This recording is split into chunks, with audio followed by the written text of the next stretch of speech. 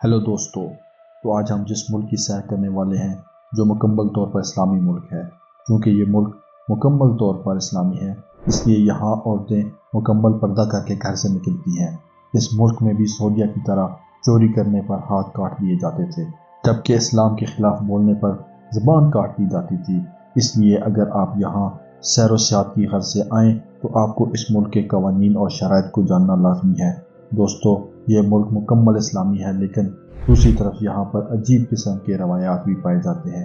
مثلا چھوٹی بچیوں کی بڑے مردوں سے شادی کرنے کا رواج یہاں پر عام ہے۔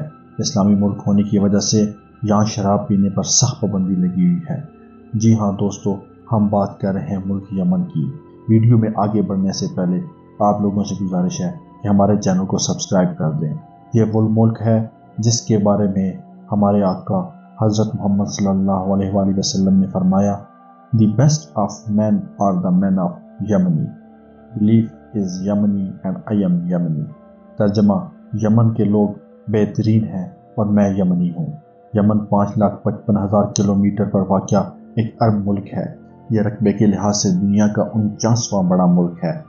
یمن کے شمال میں سعودی عرب، مغرب میں بحیرہ احمر، جنوب میں خلیج عدن اور بحیرہ عرب، اور مشرق میں عمان ہے۔ یمن کا دارالحکومت صنعاء ہے۔ صنعاء کو پوری دنیا کا بہت ہی پرانا شہر مانا جاتا ہے۔ اس ملک کی ساحلی پٹی 200 کلومیٹر پر مشتمل ہے۔ یہاں پر 2000 سے زائد جزیرے موجود ہیں۔ یمن کا سب سے بڑا جزیرہ سکوترا ہے۔ اس کی لمبائی 132 کلومیٹر اور چوڑائی 50 کلومیٹر ہے۔ یہاں جبل النبی نامی پہاڑ سب سے بڑا ہے، جو 7 سمندر سے 1228 میٹر بلند ہے۔ یمن کی آبادی 35 ملین ہے۔ یہ آبادی کے لحاظ سے 44 نمبر پر ہے۔ یمن کی آفیشیل لینگویج عربی ہے، لیکن یہاں انگریزی زبان بھی بولی جاتی ہے۔ اگر بات کی جائے اس کے مذاہب کی تو یہ ایک اسلامی ملک ہے، اس لیے یہاں کی زیادہ تر آبادی مسلمان ہے۔ یہاں 30.4 ملین مسلمان جبکہ 2 لاکھ ہندو ہیں۔ ٹائم زون کے لحاظ سے یمن پاکستان سے 2 گھنٹے جبکہ انڈیا سے 2 گھنٹے 30 منٹ پیچھے ہے۔ اس کا کالنگ کوڈ +967 ہے۔ اس کا قومی جانور عربی چیتا جبکہ قومی پھول کافی ہے۔ اب چلتے ہیں یمن کی تاریخ کی طرف۔ زمانہ قدیم میں اس ملک میں عظیم و شان بادشاہت قائم ہوئی، جس میں ایک قوم سبا تھی۔ 759 قبل مسیح سے اس علاقے میں ہمایوں کا تسلسل قائم ہوا، جس سے اس علاقے میں یہودیوں اور مسیح مذہب کی جڑیں مضبوط ہوئیں۔ سن 628 عیسوی میں یہاں اسلام پھیلا۔ 9ویں صدی میں زیدی فرقے کے امام آئے۔ انہوں نے مذہبی قوانین تبدیل کیے اور سیاسی حکومت قائم کی۔ اس دوران یمن کا ساحلی علاقہ مصری اور ترکوں کے زیر اثر استعمال میں تھا۔ 1948 میں امام یحییٰ کو قتل کر دیا گیا اور ان کے بیٹے احمد کو تخت نشین بنا دیا گیا۔ 1947 میں یمن میں تیل دریافت ہوا۔ 1988 میں شمالی اور جنوبی یمن کے درمیان ایک معاہدہ ہوا، جس کے مطابق دونوں ممالک نے ایک ہی آئین کو اپنا لیا۔ اس معاہدے میں دونوں ممالک کے درمیان سفری آمد و رفت کی پابندیاں بھی ہٹا دی گئی۔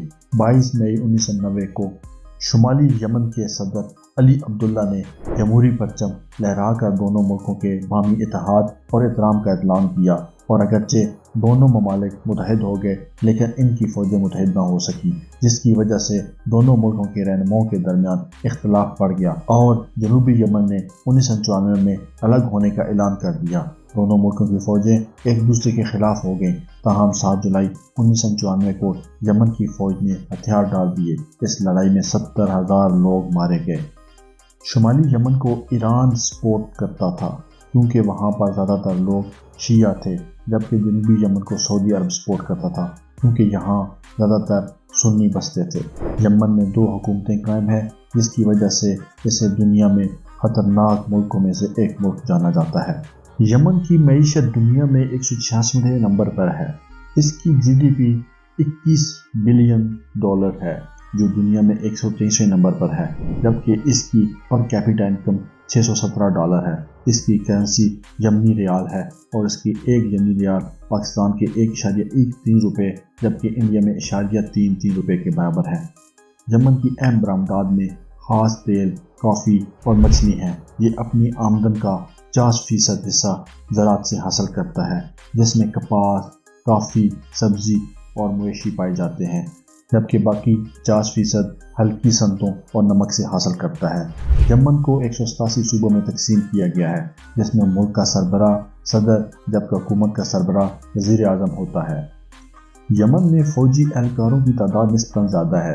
مجموعی طور پر یمن کے پاس سعودی عرب کے بعد جزیرہ نما عرب میں دوسری سب سے بڑی فوجی طاقت ہے۔ اس کے پاس 66,700 فوجی جبکہ 169 ہوائی جہاز موجود ہیں۔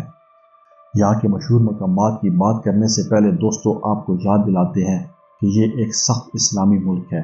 یہاں سیاحت کے لیے آنے والی عورتوں کو بھی پردے کا خیال رکھنا پڑتا ہے۔ یہاں کوئی بھی سیاح کسی بھی عورت کی تصویر بغیر اجازت کے نہیں بنا سکتا۔ اگر آپ نے ایسا کیا تو آپ کو سزا بھی ہو سکتی ہے۔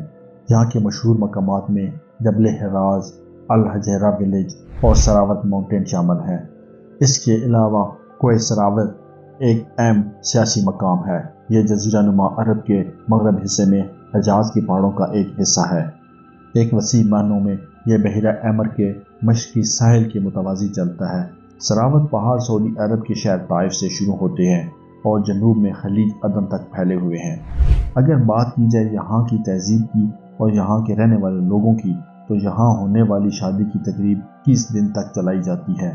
اس لیے یمن کی شادی کو دنیا میں لمبی ترین شادی مانا جاتا ہے، جس میں لوگ روایتی ڈانس کرتے ہیں اور اس ڈانس کو یمنی ڈانس بھی کہا جاتا ہے۔ یہاں کے موسم کی بات کی جائے تو یہاں کا موسم بہت زیادہ گرم رہتا ہے اور یہاں پہ بارش بہت کم ہوتی ہے۔